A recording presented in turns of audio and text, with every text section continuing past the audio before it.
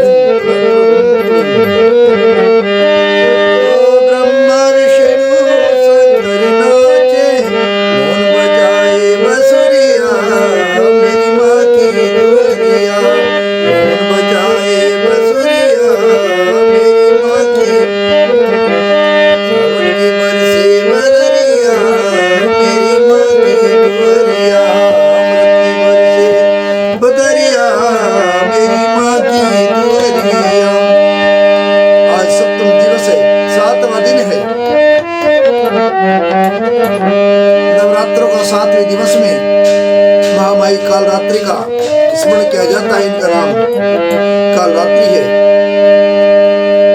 एक बेनी जप कर्णपुरा नांगना खरा स्थिता लंबोष्टि कार्णिका करणी तेला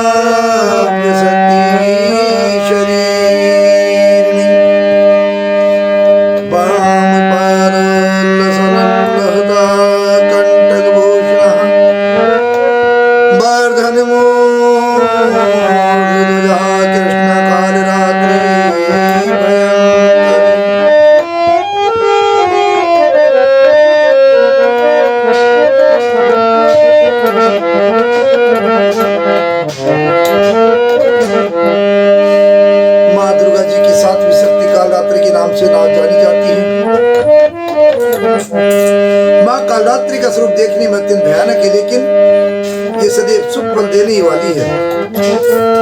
इसी कारण इनका नाम शुभंकरी भी है। दुर्गा पूजा के 7वें दिन माँ कालरात्रि की उपासना का विधान है।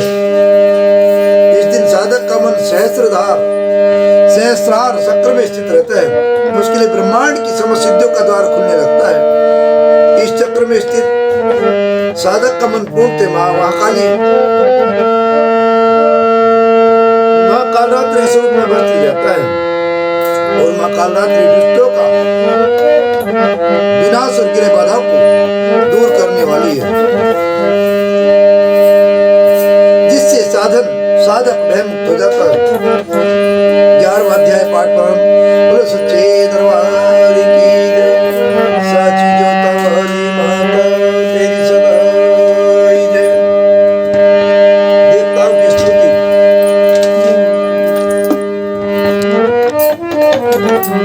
देवताओं द्वारा देवी की स्तुति और देवी द्वारा देवताओं को वरदान दिया गया। किस प्रकार से मेरी अखियों के सामने ही रहना मसेरा वाली जगदम्बे, मेरी अखियों के सामने ही रहना मसेरा वाली जगदम्बे,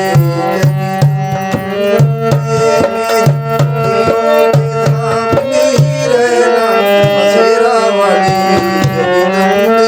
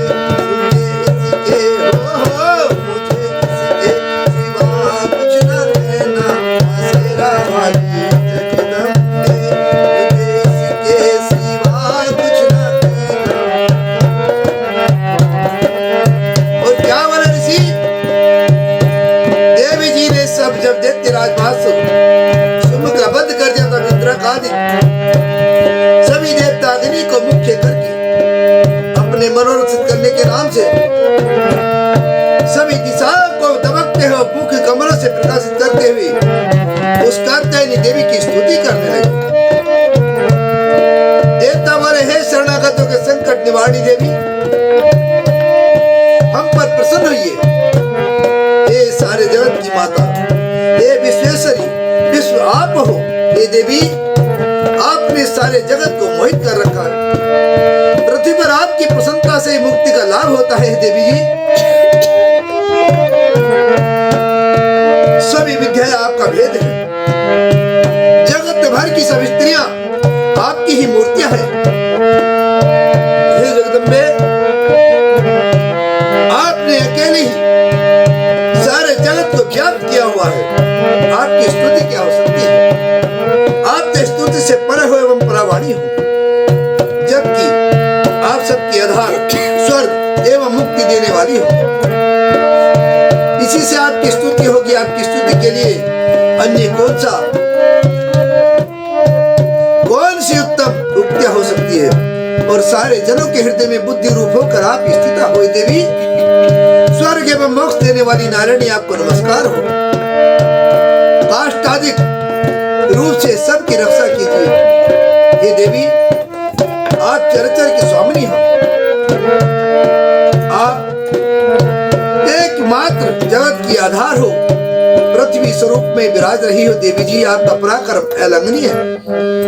आप ही जल स्वरूप में स्थिर होकर सारे विश्व को तृप्त कर रही हो। अनंत पराक्रम वाली आप ही वैष्णवी शक्ति हो और विश्व भर की परम बीज माया विश्व का संहार करने में समर्थ हे नारायणी देवी, आपको नमस्कार हो।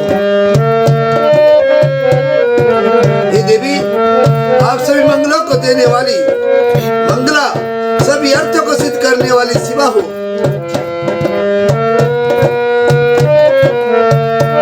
शरणागत रक्षक हो। तीन नेत्र वाली हो। हे नारायण,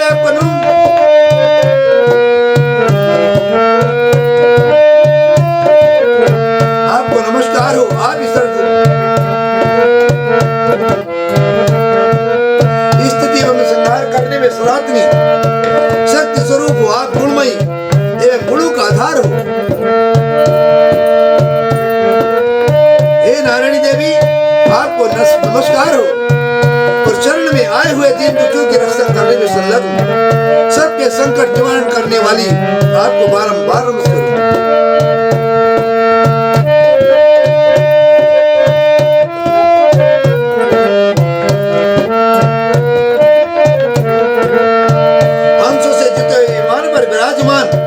ब्रह्माणी के रूप को धारण करने वाली, उस मिश्रित जल छड़कने वाली नारायणी देवी, आपको नमस्कार हो। और महेश्वरी के स्वरूप से त्रिशूल, चंद्रमा और सर्पों को धारण करने वाली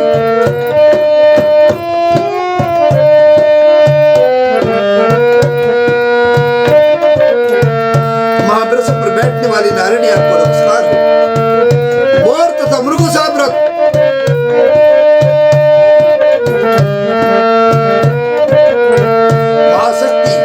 धारण करने वाली महापाप रहित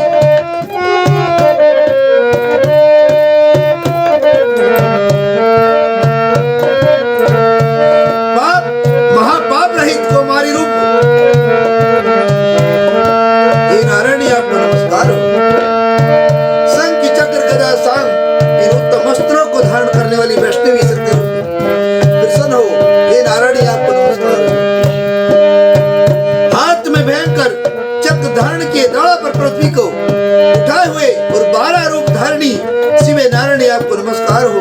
और भयानक नरसिंह रूप धारण करके दैत्य को वध करने के लिए उत्तमशील त्रिलोकी की रक्षा करने में प्राय नारायणी, आपको नमस्कार हो। हजारों ज्वल नेत्र धारण करने वाली किरीट धारणी, महावज्र धारणी, वृत्तासुर के प्राण हरने वाली इंद्र शक्ति रूप नारायणी, आपको नमस्कार हो।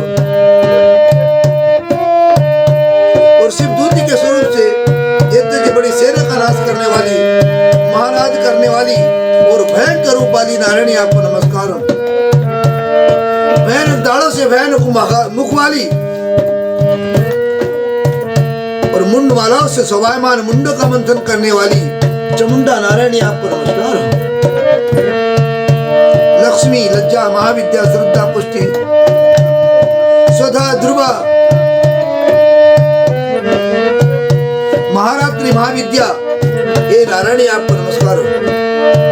मेधा सरस्वती बरा ऐश्वर्य रूपा पार्वती महाकाली संयमशीला सरस्वामिनी, हे नारायणी आपको नमस्कार हो।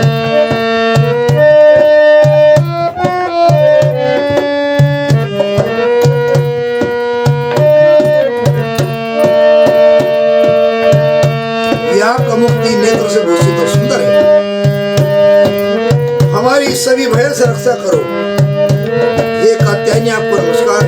हे भद्रकाली से विदेत्यों का नाश करने वाली, बढ़ती अग्नि की ज्वालाओं से मां भयानक आपका त्रिशूल हमारी भय से रक्षा करे। आपको नमस्कार हो देवी, शब्द द्वारा सारे जगत को व्याप्त करके जो दैत्यों का तेज हनन कर देता है। मैं आपका घंटा, जैसे माता अपने पुत्रों को पाप से बचाती है वैसे हमारी रक्षा करे। हे चंडिके,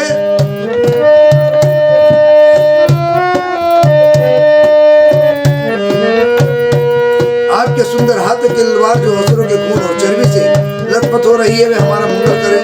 हम आपको प्रणाम करते हैं। ये देवी, जब आप प्रसन्न होती हैं तो सभी रोगों को नष्ट कर देती हो। क्रोध करने पर सभी मनोरथ एवं कामनाएं नाश करती हो। आपके आश्रित पुरुषों पर कोई संकट नहीं आता, अभी तो आपके आश्रित पुरुष दूसरों की आश्रय देते हैं। हे देवी, आपने जो इन धर्म जैसी महादेवों का क्षय किया है, वे अपने स्वरूपों को अनेक शक्ति रूपों में व्यक्त करके किया है। हे अंबिके, आपके सिवाय और कौन दूसरा ऐसा कर सकता है। विद्याओं में, विचारों के दीपक रूप शास्त्रों में, वेद वाक्यों में आपके सिवा और किसका वर्णन होता है। आपके सिवा को दूसरी शक्ति है जो इस विश्व को अज्ञान रूपी भयानक अंधकार से पूर्ण ममता रूपी गड्ढे में खूब भटका रही है। जहाँ राक्षसों विष वाले सर्प हो, जहाँ शत्रु हो, जहाँ पर डाकू का दल आ जाए, वन में आग लग रही हो एवं समुद्र के मध्य में जहाँ कहीं उपस्थित होकर आप विश्व की रक्षा कर लेती हो। हे विश्वेश्वरी, आप विश्व की रक्षा करती हो, विश्वरूप होकर विश्व को धारण करती हो। आप विश्वेश्वर में बंधनीय हो।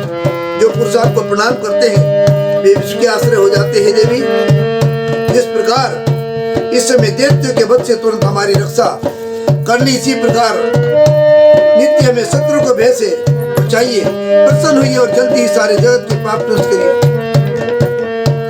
पापों से उत्पन्न महामारी आदि उपद्रव भी दूर हो।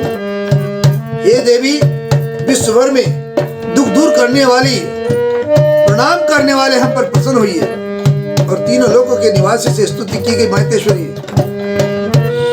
सब लोगों के निवास से स्तुति की गई मातेश्वरी, सब लोगों को वरदान दीजिए। देवी बोली, हे देवगण, मैं वर देने को तैयार हूं, मन चाह वर मांग लो।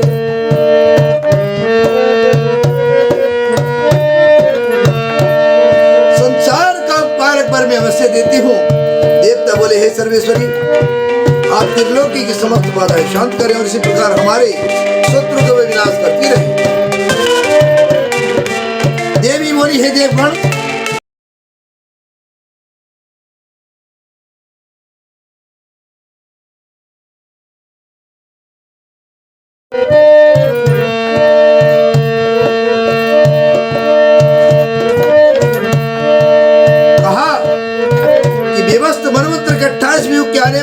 सुम नामी दो और मादित्य पैदा हो जाएंगे, तब मैं नंद गोप की गृहिणी यशोदा के घर में अवतार लूंगी और विंध्याचल में जाकर निवास करूंगी। मेरी पृथ्वी पर महाभयंकर रूप से अवतार लेकर वे प्रसिद्धि नामक घोर दैत्यों का भक्षण करते समय मेरे दांत वेनार के फूलों की तरह लाल हो जाएंगे। तब स्वर्ग से देवता और पृथ्वी पर मनुष्य मेरी स्तुति करते समय मुझे रक्तदंतिका कहेंगे। उसके अंतर जब पृथ्वी पर 100 वर्षों तक वर्षा नहीं होगी, पानी मिलेगा ही नहीं, तो मुनिजन मेरी स्तुति करेंगे। उस समय में अयोनिजा प्रकट होंगी, मैं सेव नेत्र द्वारा उन मुनियों को देखूंगी, तो मुझसे मेरा नाम सादाक्षी करेंगे, अर्थात सादाक्षी नाम से मेरा कीर्तन करेंगे। हे देवगण, उस समय सारे संसार को जब तक वर्षा नहीं होती तब तक अपने शरीर से उत्पन्न शाखाओं द्वारा पालूंगी और पृथ्वी पर शाकुंभरी नाम से मैं इस नाम से विख्यात होंगी। नाम के दैत्य का वध करूंगी, फिर मेरा नाम दुर्गा देवी विख्यात होगा। फिर जब मैं भयानक रूप धारण करके हिमाचल पर रहने वाले राक्षसों का मुनियों की रक्षा के लिए भक्षण करूंगी, उस समय सभी मुनि भक्ति भाव से नम्र होकर मेरी स्तुति करेंगे, तब मेरा नाम भीमा देवी विख्यात होगा। अब अरुण नामक दैत्य तीनों लोकों में भारी उपद्रव मचाएगा। तब त्रिलोक की रक्षा के लिए 6 पंजों वाले असंख्य भ्रमरों का रूप धारण करके उस महासुर का वध करूंगी। उस समय मुझे लोग भ्रामरी कहकर लोग सर्वत्र मेरी स्तुति करेंगे। इसी प्रकार जब जब भी लोकों में दैत्य द्वारा बाधाएं उत्पन्न होंगी, तब तब मैं अवतार लेकर शत्रुओं का नाश करती रहूंगी।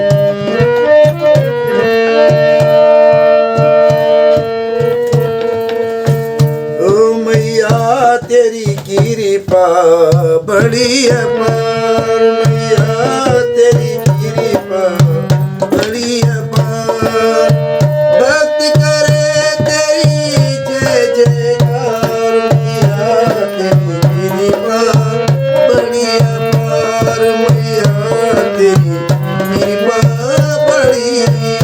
बारहवां अध्याय देवी चरित्रों के पाठ का महात्म्य है। देवी जी बोली, जो पुरुष एकाग्र होकर इन स्तोत्रों से नित्य मेरी स्तुति करेगा, तो उसकी सभी बाधाएं मैं निशन से नाश कर दूंगी। और जो मधु कैटप का नाश, महिषासुर का घात एवं सिमिन सुमिन दोनों के वध आदि का कीर्तन करेंगे, और जो एकाग्र होकर अष्टमी, चतुर्दशी, नवमी तिथियों के भक्ति पूर्वक मेरे इन उत्तम चरित्रों का महात्म्य सुनेंगे, उन्हें किसी प्रकार का अनिष्ट स्पर्श नहीं कर सकेगा। ना पापों से उत्पन्न आपत्तियां उन्हें दुखित कर सकती हैं, और ना दरिद्रता प्राप्त होगी, ना प्रिय का वियोग होगा, शत्रु का भय नहीं होगा, लुटेरे तथा राजा से भी कोई भय नहीं आएगा, ना शस्त्रों से, नागरी से, न जलराशि से भय कभी भी ना होगा। इसलिए मेरा महात्म्य एकाग्रचित्त होकर पढ़ना चाहिए, भक्ति से सदा सोचना चाहिए, सुनना चाहिए। मेरा चरित्र परम मंगलदायक है, महामारी से उत्पन्न सभी उपद्रवों को तथा तीनों पापों को मेरा महात्म्य शांत कर देता है। मेरे जिस मंदिर में मेरा महात्म्य पढ़ा जा रहा हो, उस स्थान को मैं कभी नहीं त्यागती, वहां मेरा सदा सन्निधान रहता है। बलिदान, पूजा, अग्निहोत्र महोत्सव में इन मेरे सारे चरित्र का पाठ कर और श्रवण करें। इस प्रकार विधि जानकर अथवा बिना जाने बलि, पूजा, हवन आदि जो कुछ भी करे उस समय प्रीति पूर्वक ग्रहण कर लेती हूँ। शरद काल में मेरी वार्षिक पूजा की जाती है। उस अवसर पर जो मेरे इस महात्म्य को भक्ति के साथ सुनेगा, उसकी सभी बाधाएं निवृत्त हो जाएंगी और वे धन धान्य पुत्र आदि से संयुक्त हो जाएगा। मेरी उस पर कृपा होगी, इसमें संशय नहीं। मेरे इस महात्म्य को, मेरी उत्पत्ति की पवित्र कथा को एवं युद्ध में मेरे पराक्रम को जो मनुष्य सुनेगा, वह सर्वथा निर्भय हो जाएगा। मेरे इस महात्म्य सुनने वाले मनुष्य के शत्रु नष्ट हो जाते हैं, कल्याण प्राप्त होता है और कुलानंदित रहता है। सभी शांति कर्मों में स्वप्न देखने पर ग्रहों की दारुण पीड़ा निवृत्त हो जाती है। मनुष्य का देखा हुआ बुरा स्वप्न सुख का स्वप्न हो जाता है और बाहर ग्रह द्वारा पीड़ित बालकों के लिए ये महात्म्य शांतिदायक है। मनुष्यों में फूट हो जाने पर यह महात्म्य मित्रता कराने में परम उत्तम है। सभी दुराचारियों के बल का भली भांति नाश कर देता है। पढ़ने से राक्षस, भूत, पिशाच आदि का नाश हो जाता और मेरे सारा महात्म्य मेरी सन्निधि प्राप्त कर देता है। पुष्प पधारिए, दीप, धूप, गंध तथा उत्तम दीपों द्वारा मेरे पूजन में ब्राह्मणों को भोजन कराने में, होम से, प्रतिदिन के विवेक से, अभिषेक से और भी अनेक प्रकार के भोग पदार्थों के दान से वर्ष भर जो मेरे अर्पण करके आराधना करते हैं, इससे जो मुझे प्रसन्नता होती है, वह प्रसन्नता मेरे इस महात्म्य के एक बार सुनने से हो जाती है। इसे सुनते ही सब पाप नष्ट हो जाते हैं, फिर आरोग्य प्राप्त हो जाता है। मेरी उत्पत्तियों का कीर्तन तो सभी भूतों से रक्षा करता है। युद्ध में वर्णित मेरा जो चरित्र दुष्ट दैत्यों के नाश करने वाला है, उसके श्रवण करने पर मनुष्य को बैरियों से किसी प्रकार का कोई भय नहीं रहता। हे देवतागण, तुम लोगों ने जो मेरी स्तुतियां की है, वह ब्रह्म ऋषियों ने जो की है और ब्रह्मा जी ने जो की है, वे सभी मंगलमयी बुद्धि देती है। वन में शून्य स्थान पर अथवा वन की अग्नि में गिर जाने पर और शून्य स्थान में डाकू से गिर जाने पर, शत्रुओं द्वारा पकड़े जाने पर अथवा वन में शेर, चीता एवं जंगली हाथियों के पीछा करने पर क्रोध में आकर राजा ने वध की आज्ञा दे दी हो या कैद में पड़ गया हो, अथवा महासमुद्र में जहाज पर बैठ जाने के बाद भारी तूफान आ जाए, उससे जहाज डगमगाने लगे, ऐसे अवसर पर घोर संग्राम में शस्त्रों का प्रहार होने पर लग जाए तो सब प्रकार की बाधाएं पड़ रही, किसी महापीड़ा से व्याकुल इस प्रकार की सभी घोर विपत्ति से मेरे चरित्र का स्मरण करने वाला पुरुष इन सब बाधाओं से छूट जाता है।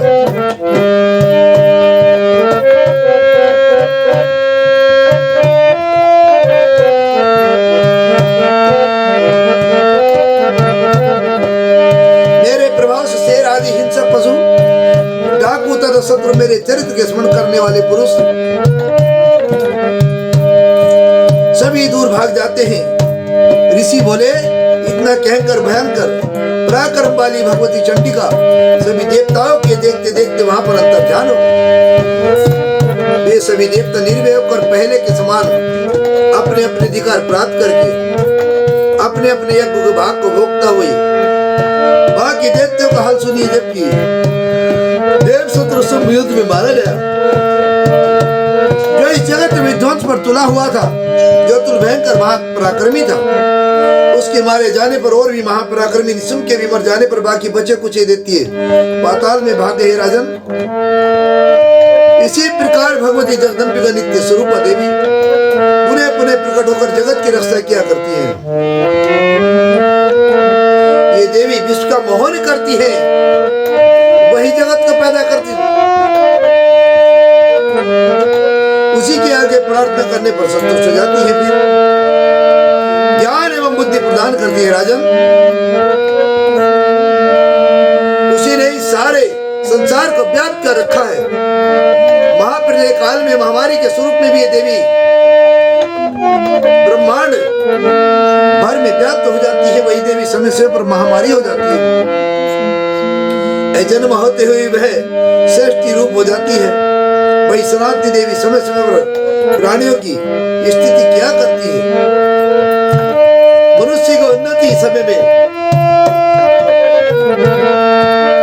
वही देवी घर में वृद्धि दायिनी लक्ष्मी रूपा हो जाती है। फिर अभाव के समय विनाश के लिए महालक्ष्मी अलक्ष्मी दरिद्रा भी बन जाती है।